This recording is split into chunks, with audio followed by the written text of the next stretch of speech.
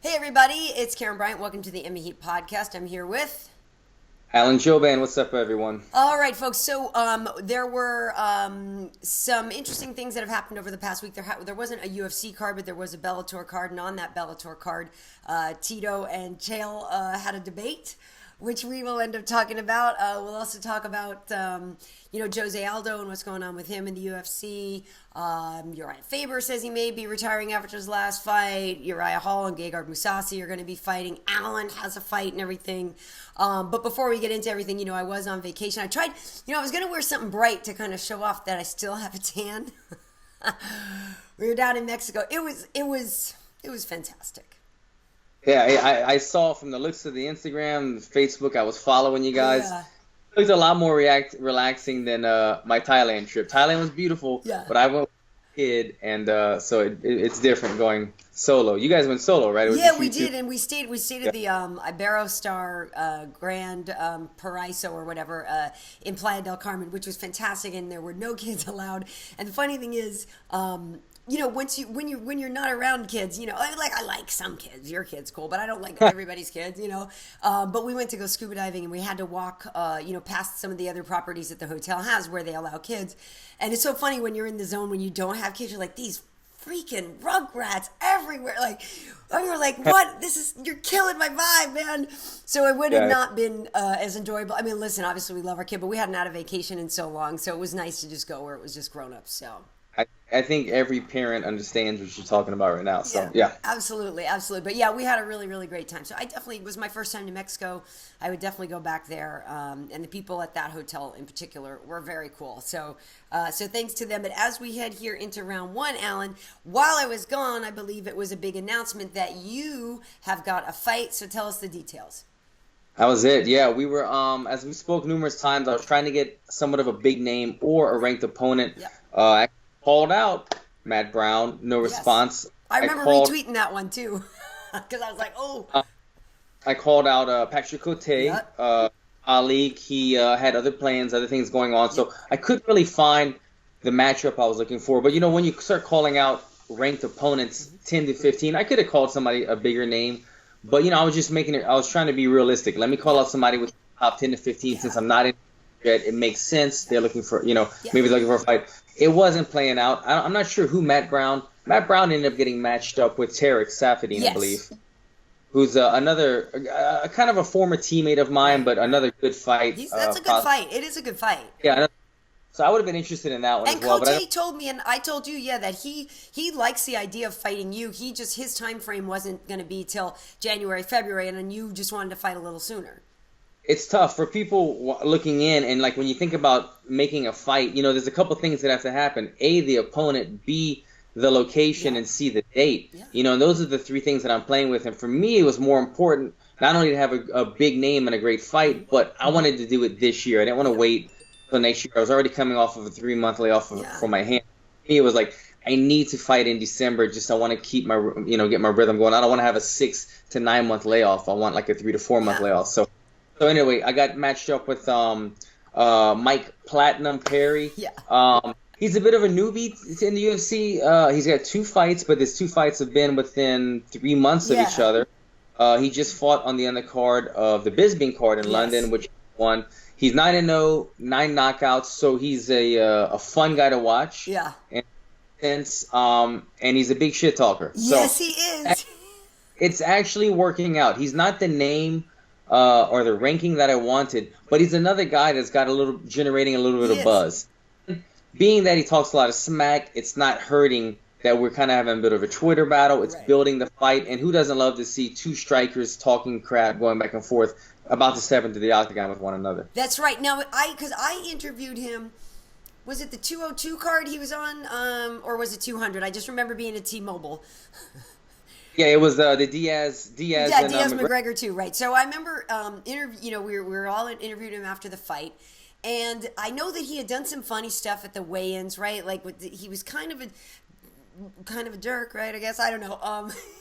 Yeah. Right, and so then people were saying that maybe he was a bit racist, like that his corner was saying. So there was all kinds of stuff going on him. So some of the heat on him isn't positive heat. So the cool thing is that some people are going to want you to just like kick his ass, Seabass, like, right? The people are going to certainly want you to shut him up. But I agree with what you're saying. He's a guy that is making people pay attention to him, for better or for worse. Somebody called him or likened him to like a young Phil Baroni, and I was like, oh my God, totally.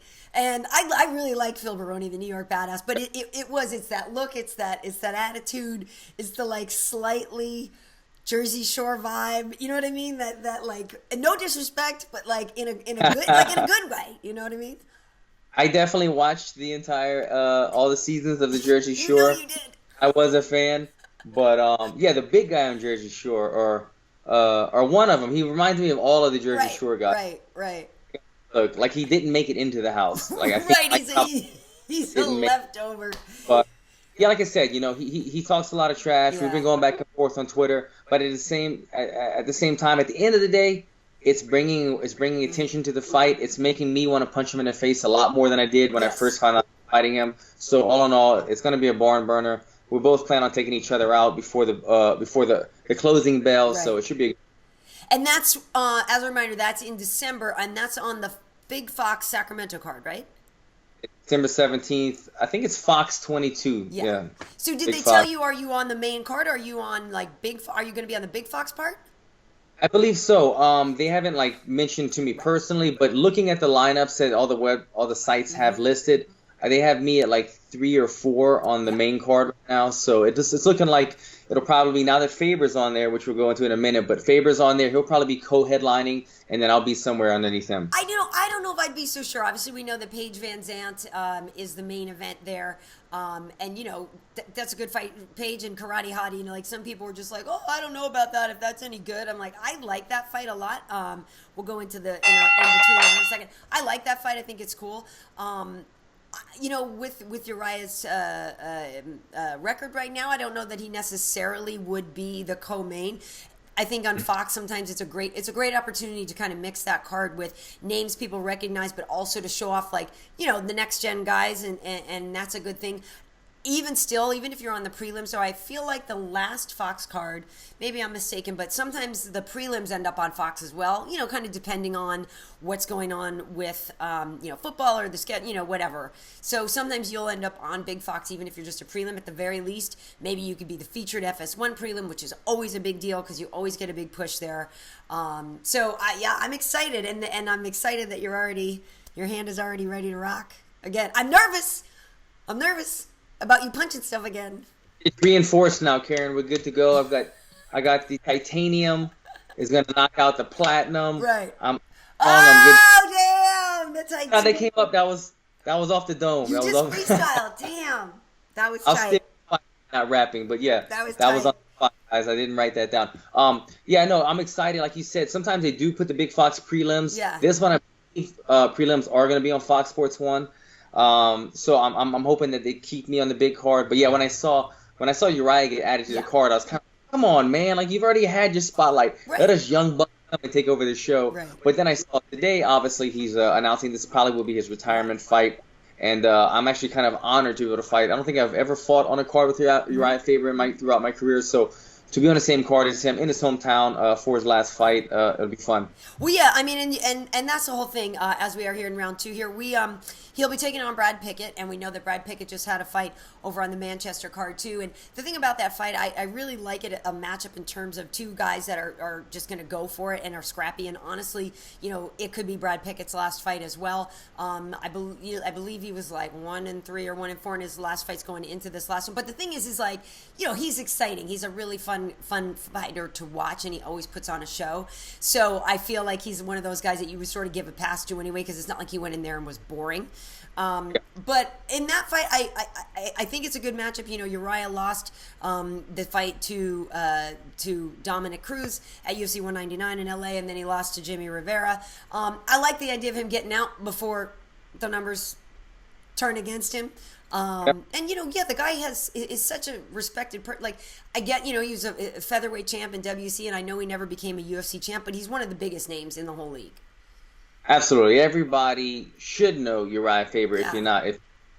And you look, I looked at it today. You know, his record, I believe, is 33-10 right now, which is actually a very good record. Yeah. But when you look at that record, 33-10, you think about how many of those were title fights, how many of those were headliners, how many of those were fighting for the belt in the UFC or just 5-round fight. I mean, he has been fighting the top of the food chain his entire career. As long as I've been watching him, 10 or so years now, Uriah Faber has always been fighting the best of the best guys. You know, so to maintain that record with the level that he's been fighting is he's had a phenomenal career. And you said it best, before his skills or his athleticism start to diminish in an obvious way when people start to talk. It's already been, I think, amongst fighters and against people with people in close to the sport that, okay, he's not quite the same guy. He's not quite contender anymore. But he's still a very elite guy who could beat, you know, anybody in the top 5 at any given day. So this is, to me, the perfect time. And he's at that point where he's about to get a little bit older, slow down more. He's fighting in his hometown on Big Fox. He's fighting, in my mind, a great Brad Pickett, but a favorable matchup in terms of stylistic, for your favor. So this would be a great fight to go out there, put on a fun performance, entertain your hometown fans, go out, leave your gloves in the octagon. Right. Yeah, I know we'll all get weepy if he does that. Like that'll be pretty. I actually was wondering if Hendo was going to do that. Like, you know, I guess he would have left his wrestling shoes if it had been just straight wrestling or whatever. But no, I agree with you on what you're saying there. And you know, one of the great fights that he had was with Jose Aldo. I mean, do you remember those pictures of his leg after? You know, we may have seen the last of Jose Aldo as well. You know, he fought at UFC 200 and beat Frankie Edgar, and now there's all this talk where he's saying he doesn't really think he wants to fight anymore. And part of it is that he was frustrated initially at not getting a rematch with Conor, and the frustration of like, hey, Conor gets to fight for 2 titles in 2 divisions. You never let me do that. So a lot of it was frustration, but he went to Vegas last week, had a face-to-face meeting with Sean Shelby and Dana White, and I've supposedly had a solid meeting and really liked what they had to say in terms of how they said it. And even, I guess, Dana even said to him, you know, I'm going to man up here and talk to you and let's address some things that maybe weren't handled the right way. But he's saying, you know, it's not about the money, and he doesn't really feel it anymore. And I'm like, oh my God, like I'm such an Aldo fan. I don't want to see the end. It's an exact contrast of what we just spoke of. Yeah, Jose Aldo had a lot of fights, but Uriah Faber fought his entire career for so long. Jose Aldo is still at the top of the food chain. He's still the guy that could go and have a rematch with Conor McGregor and beat Conor McGregor. You know, he is still right there. Right. I watched the interview that you spoke of, and I listened to what he had to say. He came out of the interview. One thing that I liked is that he stood his ground. He said, I went into the interview feeling that I don't want to fight anymore. I had a good talk. They were very accommodating as far as understanding what I had to say, but I leave the interview still thinking that I don't want to fight. So it tells me in my mind that he's got his mind made up, and he stood strong in there. He didn't let the boss man. Right. But what I also see out of this is that he doesn't feel like he's getting the treatment that he deserves. He said it's not money. I think money is at the top of the food chain. It speaks the highest when it comes to anything in negotiating and contracts. But he also feels like he's getting, you know, he's not getting the shots that he deserves. He's maybe not getting pushed anymore. He's not getting the love. Conor McGregor's getting to fight for 2 separate titles where he's still waiting on his shot. So all those things factor in when you're a fighter. Yeah, we want the money. We want to have a successful career, but we want to have our company feel like they want me to win. When you have a promoter or a matchmaker call you and they're like, man, we got a great fight for you. We have a great fight. It's a perfect opportunity. You hang up the phone and you go, okay, I know he's probably calling my opponent and telling him the same thing, but giving me that encouragement. Like, you know what? This company is going to stand behind me. Yeah. I feel like Aldo is getting off the phone with them and thinking, I'm not getting that push. I don't feel the love. Where's the love for me? They're giving all this love to Conor McGregor. Where's the love for me? And that's why he's standing strong right now and not wanting to fight. Yeah, it's a really interesting thing as we head into round 3 here. You know, the whole idea of respect and somebody who's getting more respect now. And it's funny because everybody knows that MMA Heat has been on the Gegard train forever, since like day one. We're like the conductor of the train, basically. Ever since I first met him, I guess, when he was with Strikeforce a long time ago. But, you know, just a fan and just have always known what a great guy he is. And lately he seems to, quote unquote, be coming out of his shell a little bit more, at least in terms of his public persona. This is the guy we've always known anyway. He just usually didn't let that part out to the public. Doing doing it more now, after he beat Thiago Santos, and now he just, took out Vitor Belfort in such a great way. He's getting his rematch with Uriah Hall. It's a last-minute thing. They're stepping in for the main event in UFC Belfast. And it's funny because, after beating Vitor, he's now number 5, and it's like he wants to keep building up there, but as we know, all those guys are locked up right now, and the loss to Uriah really bothered him, and even though Uriah is now ranked behind him, it's going to mean a lot to him if he can beat Uriah again. Curious on your thoughts on this, because sometimes you can be... And it's funny because Gegard is not the most emotional person, but even still, Gegard has emotion in wanting to kick Uriah's ass because of the way he lost. So I'm curious what you think about this matchup, if you think it will go differently. Yeah, I don't think any opponent of Uriah Hall ever wants to be on his highlight reel. No! And that was such a beautiful... it was perfect. Yeah, and the thing was... Mousasi knows that he was dominating that fight up until then. He was dominating the fight. Uriah Hall had a fantastic pinpoint shot that ended up putting him putting Mousasi away. But he's got to want that back. The thing that I find interesting, and I'm excited for this matchup. I'm excited to see. I'm a fan of both guys, like you said, but I'm excited to see Mousasi maybe be able to avenge that loss and show that in that top 5 or an elite guy. But I saw Mousasi even speaking up on Twitter on an interview saying that he would want to fight either like Anderson Silva or Nick Diaz or something. And I thought that was, look at him. This is a mild from, even if it's not trash talk, it's getting what you want. It's going out local, calling for the big fights. And so I thought that was cool. And I think, man, a Diaz-Mousasi fight, that would be an interesting, fun fight, yeah. It really would. And the funny thing about it is, though, I think I'm not Nick, but I think Nick actually likes him and respects him some because of when they used to fight together in Strikeforce, and because Gegard is such a mild-mannered guy. He's not somebody who would have talked crap to the Diaz boys. So I can imagine that that they would actually have a really interesting, good fight. It's funny because I texted Gegard, when I said, hey, is this really happening? Because Gunnar Nelson got hurt, and so he can't fight Dong Young Kim. And I said, is this really happening? And he said, yes. Payback, and I was like, ooh, what a badass. And then I texted Uriah, and I'm like, hey, so I got Gegard's response because I already put it there. I'm like, what's your response? He's like, tell him I'm going to do the same thing. So I was like, all right, you know what? This is going to be good. Yeah, I'm kind of like this right now. Right. I like it a lot. It's good. I'm looking forward to that one. That one is going to be November 19th, because he, didn't get hurt in the fight with Vitor and is able to do that. Uriah has a little bit more of an uphill battle. He doesn't have that momentum. And Uriah was the one who was going to be fighting Anderson Silva, 198 in Brazil, and that got taken away from him. It's frustrating, and I know the guys want to get what's theirs. Interesting fight on that one. I like, and it's a bummer about the guys in the top of that middleweight division right now, because you have Chris Weidman taking on Yoel Romero. You got Luke Rockhold going to have a rematch with Jacare.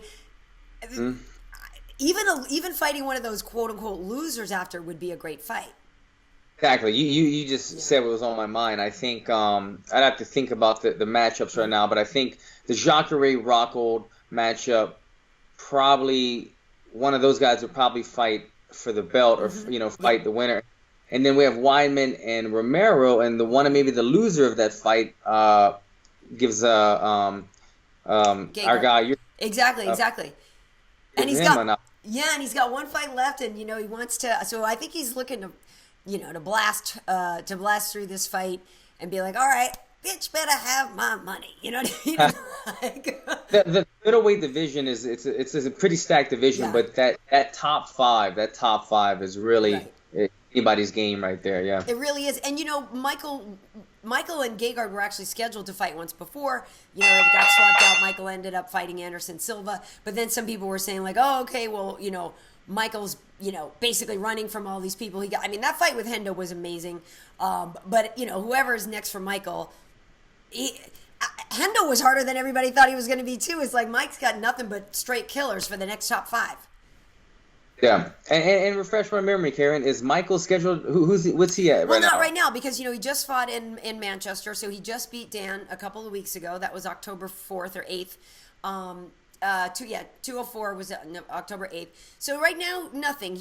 There's talk that he would maybe fight GSP on that 206 card, because the 206 card, it's funky. You know, DC's been a little bit disappointed right now. Like, you know, 205's getting all the hype, 207's looking solid with the return of Ronda, and you got Kane and Verdum, you know, number 2. And so the guys at 206 are like, hey, you know. Right.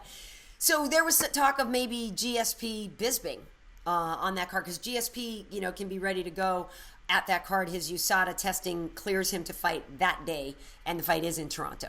That's the only reason I bring it up. I remember hearing or seeing some reports that maybe Bisping was thinking about jumping in, which I was shocked, to be honest. Me too. I don't think he could be physically ready. That was a war with Hendo. Very exactly. I mean, every time you get cut, it takes about 6 weeks to be fully healed. That means really no serious contact for 6 weeks. Yeah. And I mean, honestly, look, I'm a go-getter. I love to keep things going. But I mean, if I had the year that Michael just had, I'm sitting at home watching my kids play baseball. I mean, I'm chilling out. He just beat 2 of the greatest fighters of all time. Right? He beat Rocco, got the belt. I mean, he's having 2 movies. He's having a phenomenal year. Yeah. I mean, if he wanted to cap it off with a fight and a win against GSP on pay-per-view, make a little more dollars, right? That'd be well. But I would, if I was him, I'd be letting my body heal for the next war. Yeah, I think a fight the first week of October and then turning around and fighting December 10th again. Like, hi, George St. Pierre. Have you heard of the guy that just, you know, I think it's ill-advised personally. I don't know. I actually would, it would kind of make me a little too nervous, I think, to see that. I think it would be too soon. He wouldn't be healed up enough. But yeah, bless him for his ambition and stuff and going for it. You know, one thing I want to talk to you about, this is not a happy ending, not a great story. One of your guys the other day from your gym really had a tough go of it at Legacy, right? Glory fight. And you know, people are talking about this, that the ref should be fired, everything. So maybe you should tell us what exactly was happening and how your guys tried to stop this fight. Right. So it was the gym was Saxon, which is my Muay Thai gym. They were fighting Glory in Denver. Right. Denver High Elevation. So my guy, Casey Greene, had went up there 10 days early, started acclimating and stuff. So, you know, he had a lot invested into this fight. And let me get this straight. Let me get this clear right away. The outcome of the fight wouldn't have differed. Casey Greene lost the fight to a that's not what you're trying to say, yeah. Right. A very, very highly experienced Thai fighter. Most Thai guys don't make above 145, 155. This is a Thai guy that probably fights around the 65s, but he was fighting at welterweight at 170. Has 150 fights, and he's only 20 years old. So this was Casey Greene's most experienced opponent thus far, for sure. And it showed during the fight. Casey Greene was a bit outmatched. He'd live to fight another day. Yeah. The thing about it is that upsets everyone, upsets me and my coaches. As fighters, we need to pick and choose our battles. And like I said, live to fight another day. Yeah. This was a fight where Casey Greene was, I think, dropped twice. The second knockdown, it really took his equilibrium off, and he had trouble finding his footing. When he did that, I could see he went down really funny, and he went an X-ray after the fight. He's in a cast right now. He doesn't know if his foot broke or he tore a ligament, but he got knocked down. His feet were messed up as well, and he got knocked down again after that, I think, a couple seconds later. Right. Either way, he was knocked down a couple times. He was very beat up. At that point, I'm screaming at the TV. It's hard to see what's going on with the corner. I texted my coach immediately after. So my corner, Julio Trana, the rules are there's no more throwing in the towel. You don't literally throw the towel in the ring. They got rid of that a couple of years ago. So now we wave the towel or we just tap the commission shoulder, hey, stop the fight. This process needs to be expedited. It needs to be sped up somehow because my coach, Julio Trana, sort of waving the towel. You can literally see him on some points on the broadcast waving the towel. He got up. The commission, he got up to yell, stop the fight, stop the fight. The commission then grabbed him and told him to sit down. So he said, I'll stop the fight. The commission told him. So this is, this all takes seconds. This all takes a couple seconds, while meanwhile it only takes a split second for something very bad to happen. So there's like not an argument, but a conversation going on between my coach and the commission to relay the message to the referee to stop the fight, which 3, 4, 5 seconds is way too long when we're trying to stop something instantaneously. So my guy, long story short, Casey Greene was knocked down. He gets up. He's out on his feet. He's clearly not there. We're trying to get the fight stopped, the towel. The commission slowly made his way to the ring, starts waving. That's the guy in the red and the black suit or whatever, right? in a suit waving his hand. The referee looked at him. It took him a second to kind of realize what was happening, and by that time, Casey Greene got dropped for the final time, which is a very bad knockout. He went down awkwardly on his knee, hurt his knee in that, plus went out, so he probably suffered a concussion. And those are the type of things that we're just trying to prevent. Those are the type of finishes that, yes, he lost the fight, but he would have been fine with 2 knockdowns. But the third knockdown, or the fourth, whatever number it was a severe enough one to put him out and to come down funny on his foot, possibly break his foot or hurting his knee after. And it's just the kind of damage that you don't want to see any fighter take, especially, me watching it, not one of my teammates. So, yeah, I was upset. I got on Twitter a little bit afterward and said that the Denver commission really dropped the ball. And I don't really know. I think it was partly in both of their hands. I think the commission needs to find a way to expedite this process where we can get the fight stopped immediately. And the referees need to realize that, look, this is something that doesn't happen often, but if somebody is waving off a fight, you need to immediately jump in there. You can't kind of have a visual conversation with the commission while somebody's getting knocked out. Yeah, there's gotta be a way that so it's not a 3-step process, because like you said, people can get so hurt. So I really wanted to get your take on that, because I know a lot of people were talking about it. And if people haven't seen it, there is kind of like a whip clip, of the end of that fight that's out there, and I think even Junkie or MMA Weekly has it, there too. And so it's tough to see, especially when you know the person. So I'm sorry that you guys, and I know Julio is such a nice guy, so I know that's breaking his heart, to watch. He was really frustrated, but I just want to say, I think, like you said, we need to eliminate the middleman. Why is there a middleman when we need to have a split-second reaction? Go back to throwing in a towel. Right. If they want to give us some kind of like a referee flag in the NFL where we throw exactly. I kind of like the towel still, but hey. Why not? Yeah, because we throw it as soon as you see it, the fight's over. Why do we have to tell somebody, relay it, wait for them to climb up the stairs? It takes too long. It's ridiculous. Hey, look, this just in. Cruz versus Garbrandt. Boom!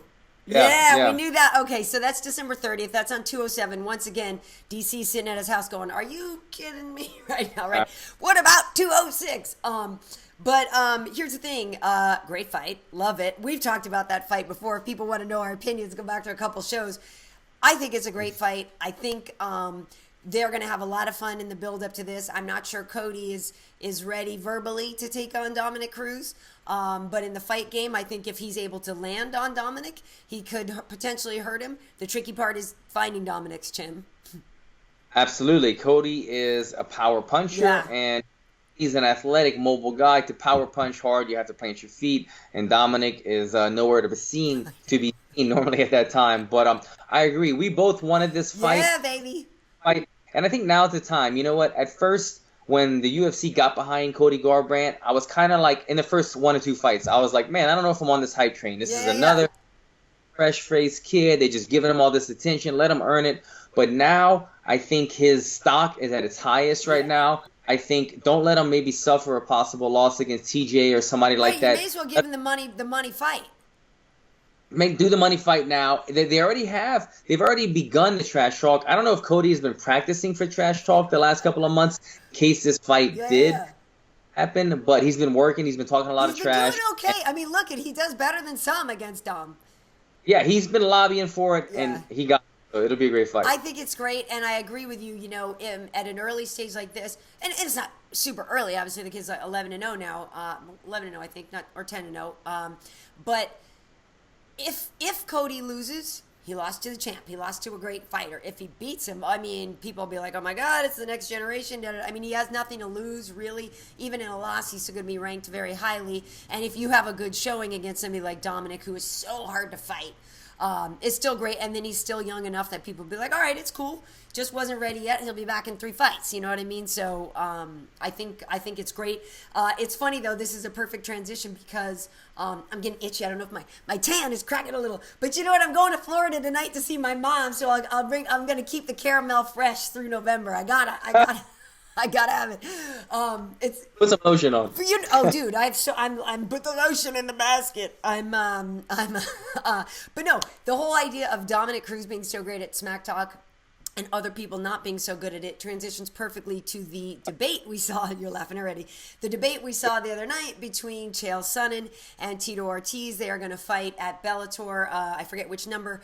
It is in January, though. And, they had a sort of mock debate split screen with Jimmy the other night. And, it's hard to compete with Chael verbally. The guy is a master at that. Yeah. He like you said, he's not only just quick-witted, but he's put in the repetition. He's good at it. He's mastered his craft. Right. And the other side of the debate, Tito, I've never found him to be very quick at it, or his timing wasn't great at it. He should just maybe stick to doing what he does, and beating people up, and just being more just direct about saying what he's going to do to him, but trying to be funny and stuff. Right. Yeah, I didn't think Tito did a great job. I will say, though, when it comes to the matchup, Chael Sonnen's coming off of a longer layoff. 3 years. 3 years. 3 years. That is a long time. Yeah, he fought H.E.A.T in November 2013. And that was not a great showing either. He got pretty much beat down by the bigger wrestler, the bigger ground and pound type guy. Now he's fighting the same type of fighter, maybe less athletic, in Tito Ortiz. Rashad, a better striker, more athletic. But nonetheless, I think Tito Ortiz, this is a good matchup for Tito in terms of, two guys that wrestle. Tito's the bigger bodied guy. If he gets on top of Chael, I feel like Chael's going to be in the same scenario that he was with Rashad Evans. Yeah, they are fighting at 205 pounds. We know Chael has fought both places, 205 and at middleweight, and I totally agree with you. I think Tito has the advantage. The last time we saw Tito was a year ago when he fought Liam McGeary and, put up a pretty decent fight with him until the champ, tapped him out with a triangle. But I think Tito is more fit. I see Tito training sometimes with Jason Perillo. I see him putting in the work sometimes, down at Kings or whatever, and Tito's still hustling. Tito hasn't lost his competitive edge at all. Like when you see him in the gym, you'd be like, who's this new guy? You know what I mean? In terms of how hard he's trying in there, hustling and trying to, he's always trying to help kind of get other people going too. Do you know what I mean? He's always trying to, I know sometimes people are like, I don't need an extra coach today, but like I think his heart is really in the right place. Do you know what I mean? Trying to help people out. And I will say this, that people do make fun of him a lot, and I see that he is an easy target, but it's kind of like with Jose Aldo. Like if you were a newer fan and you didn't see Tito fight the big fights back in the day, if you didn't see Jose Aldo fight and wreck everybody for 10 years straight, it's easy to come in here and be like, who's this washed up guy or whatever. But, you have to remember that Tito is a person who was one of the biggest names the UFC ever had for such a long time. I think he would win that fight. I'll watch. It's actually going to be in LA, I think. So it's like back to back. Like there's a Glory show the night before, I think, and then Bellator the next night. It's an interesting fight. But I think the build up to it. I think less is more for Tito on the mic, and more is more for Chael on the mic, because that's how he's going to get people to show up and watch. Yeah. If the Bellator fans maybe aren't used to Chael Sonnen, they're going to fall in love with him during this. Gets to know him really well, but you said it. Less is more for Tito when it comes to the props and the talking. Just keep it simple. He'll probably do well in the fight. But man, Chael's nuts, man. Chael goes into Bellator, calls out the 205 division. He's fighting a tough, grappler in it. I mean, this is for him. So hopefully he sells. He shows he takes the being the heel very well. Like when he did it in the UFC, and maybe he just does the same thing in Bellator. Even if he's losing, he's such a good heel. Yeah, it doesn't matter. He's selling tickets. He's making people laugh. He's putting butts in seats. He's getting paid. I loved working with Chael when we used to work together in UFC Tonight. He's a great guy. Very entertaining. So that'll be fun. But yeah, I think when they do start to have their face-to-face stare-downs, people are going to be like, oh, snap, Tito's much bigger. He's going to be much bigger. All right, Alan, so you are obviously back to the grind fully here with your training and everything. So where can people find you on social media to watch your own War of Words with Mike Perry? Yeah, check it out, man. I'm usually a pretty respectful and I'd say not too vocal on Twitter. But when I wake up with some of the messages that he comes, let me say, he's trying to follow in the footsteps of Conor McGregor, but this is like elementary trash talk that he comes. I pick and choose when I'm going to reply Right. to. But yeah, give me a follow, and if you want to jump in and follow some of this trash talk, I think we went at it a little bit today. So or was it? I can't remember. But give me a follow, Alan Jouban. Going to be a good fight December 17th. I promise you. And I'm guessing, how many times has he called you pretty boy? Oh yeah, I think he's got a crush on me because he keeps. Won't stop talking about my pretty face, so I'm not sure about platinum player. Oh, I love it. That's so good. That's so good. Awesome. Well, on Twitter, you can find me at Karyn Bryant. Also on Facebook. On Facebook, we have MMA Heat. You can follow MMA Heat on Twitter as well. We have MMA Heat and Karyn Bryant on YouTube. And we also have our new thing going which is Trocasao, which is a show I'm doing, in Portuguese, with my girl, Evie Rodriguez. She is a real insider who works with Combate and Globo and everything. So she, if you need the info on the Brazilian fighters and that story, it's great. So we always can hear from her. So you can always look for Trocasao with us on MMA Heat as well, or just look for Trocasao on Twitter. So it's great. It's a lot of fun, and we have a Trocasao Facebook page as well. So all you Brazilian fans and Portuguese speakers, get on over there. Yes. There you go. All To right. the bang. So look at to the bang. That's all I know. To the bang. Well, you work with enough Brazilians at Black House and everything. You should be getting some reps in with Portuguese. Awesome. All right. Yeah. Awesome, Alan. Well, congrats on getting a fight booked. Very excited, and we'll be sure to hit those retweets on all your badassness. Great. All right, folks. Thanks for watching. We'll see you next time. Guys.